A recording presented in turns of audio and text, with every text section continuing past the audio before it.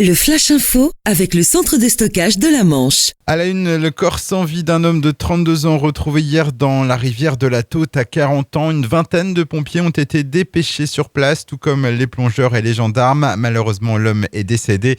Il s'agit d'un pêcheur parti dans la soirée du mercredi 29 mars. Une enquête est ouverte, mais la thèse de l'accident est privilégiée.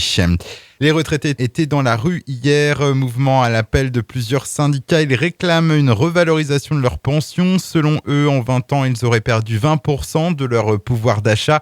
2 manifestations étaient organisées dans la Manche.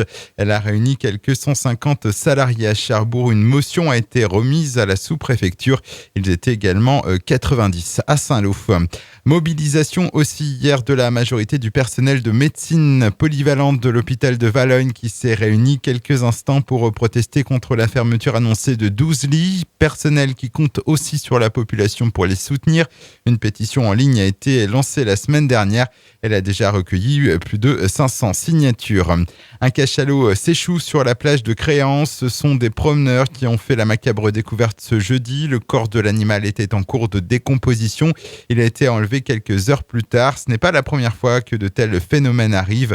En novembre 2016, un cachalot avait été retrouvé échoué au large de Honfleur. Plus récemment, les cadavres de 4 dauphins ont été découverts près de Tatillou.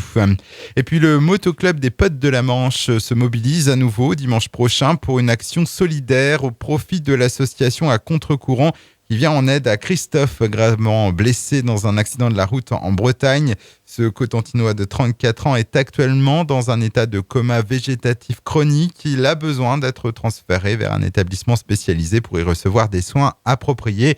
Afin de récolter des fonds, une balade à moto de 120 km moyennant une participation de 5 € est organisée. Le départ est prévu à 13h30 ce dimanche depuis Tour-la-Ville. Le Flash Info vous a été présenté par Landra, centre de stockage de la Manche à Digulville. Pour en savoir plus et visiter notre centre, 0810 120 172, coup d'un appel local.